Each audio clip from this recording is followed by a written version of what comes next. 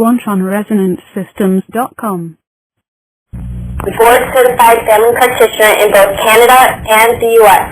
Of those 15 years, he used magnetics as a treatment option for 10 years with his patients. Additionally, Dr. Pollack has been trained in the following areas: acupuncture, homeopathy, nutritional medicine, and various forms of body work. The positions he currently holds are the Medical Director of Amerigroup New Jersey, Associate Professor at Johns Hopkins University, and President of the Advanced Magnetic Research Center in the Delaware Valley. Through his book, Magnetic Field Therapy in Eastern Europe, a review of 30 years of research, Dr. Pollack has provided an important contribution for furthering the education of magnetism to clinicians in the United States. The book contains a synopsis of over 340 studies translated from Eastern Europe and was co-authored by Dr. Jervik, MD, PhD, and former director of the National Institute of Public Health in the Czech Republic. Dr. Pollack, MD, is considered the #1 medical authority of magnets in the United States and is frequently requested as an authority for radio, television, printed press, and conventions, as well as teaching in hospital and university settings. I am honored to introduce Dr. William Pollack.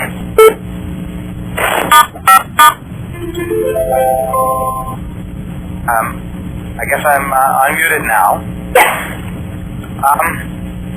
I really don't. I decided this evening what we may do, because we have a lot of people like Don Aganza who have been on the line many times before, and I think what we can do is if the people who have not been on before have questions, we can set up some individual consultations or calls.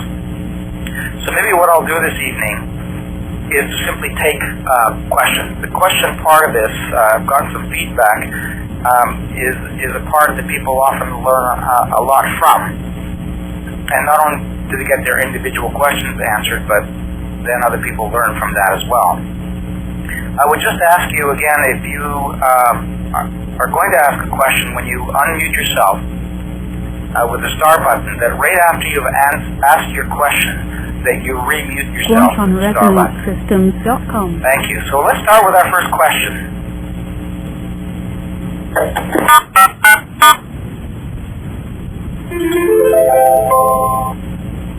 Hello? Hello? Hello? Hi. Hi, do you have a question for Dr. Pollack? Well, I can ask a question. Sure. If you have a condition called tinnitus, and I have a condition called tinnitus in my left ear, and I also have a kind of like a continuous spasm in my left side of my back. So I've got my ear on the left side, and my back is always like in a knot on that one side. And I'm under a lot of stress. What would you suggest? How would the QRS pad help with that condition? The question is what to do with tinnitus, or tinnitus as some people call it, and back spasm and stress. What we have with tinnitus is there for a lot of reasons. Very often it's due to a nerve problem, or that the hearing in the head has decreased. And so what happens is that you can hear your blood vessels more clearly. Sometimes it's just an artifact of the nerves themselves, and the body can sort of hear a high-pitched sound, and that will vary from person to person and how bad it is. If there is a hearing problem, tinnitus is more likely to happen. If somebody has some nerve damage, then you're more likely to hear various body sounds in the head, the rushing of blood, or just that high-pitched ringing sound. Tinnitus is a real challenge in medicine to deal with. There aren't really any curative techniques that can work for that, generally speaking. And what most people do is resort to something called masking, where they introduce white noise or other kinds of sounds that can override the sound of the tinnitus. Now, the other sounds obviously produce sounds too, or sound as well, and hopefully what you can do is to match the sound frequency of the tinnitus in the person's head, which obviously nobody else can hear but that person. So matching that frequency becomes a challenge as well. Everything that I've read about tinnitus indicates that magnetic fields do very little for it. Permanent magnets have been tried, other kinds of magnetic fields have been tried, and generally have not been all that successful. We don't know though, and it depends on the problem, and different studies again will have different populations of people in them who may have different causes for it. So fortunately there is no risk with the magnetic fields in trying it. If it happens to be a vascular problem or some kind of an inflammatory problem which could benefit from treatment, then it may be worth trying to use the magnetic field to start off with.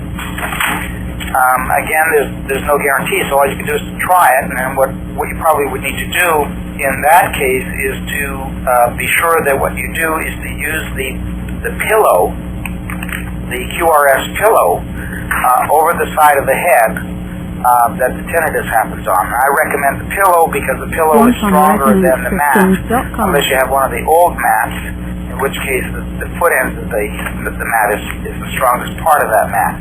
So for the most part, the pillow is what I would normally recommend. And I would wrap it around the back of the head and to the side of the head. Then use it at the highest setting that the person can tolerate, and probably for about 8 to 16 minutes per day. The other question about back spasm. Now, again, let me go back to that issue again. So 8 to 16 minutes a day, and then probably you have to use it for several months in order to realize any benefit from it. I would not give up before a couple of months, because it could take that long. If part of it has to do with nerves that are damaged in the inner ear, those nerves have to regenerate. It takes a long time for a nerve to regenerate, and so if you haven't seen any benefit probably within 2 months, then it's not likely that you will get benefit. It's surprising. I mean, if you use the QRS for other reasons or other purposes, then you're obviously going to get all the other benefits of the QRS. So tinnitus is probably not a great reason to use the machine just for that purpose alone.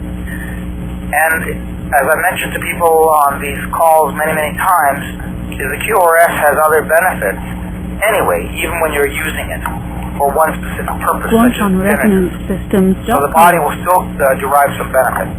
Around the head, if you treat tinnitus around the head and you have stress, somebody's having difficulty sleeping or they have stress, then the tinnitus, the treatment of tinnitus will provide other benefits as well. That being the case, then, stress reduction is one of the factors that's been found in the use of pulse magnetic fields, including the fields in the QRS.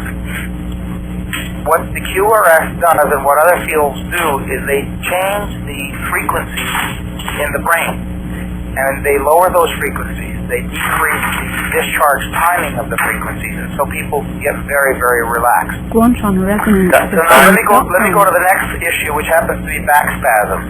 So I dealt with the issue of tinnitus and the secondary benefits you can get from the QRS otherwise, including stress reduction, the ability to get some improvement to sleep.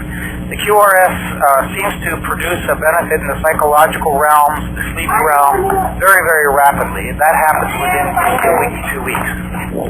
In terms of back spasm, the QRS the magnetic fields in general are preeminent in reducing muscle spasm. One of the reasons we use the QRS twice a day, well, we recommend it twice a day, is because it does take out the tension of the day. As you wake up in the morning, your body tends to be longer than it is at the end of the day. That has to do with muscle spasm, that has to do with muscle tension, that has to do with the fatigue of muscles and the effects of gravity.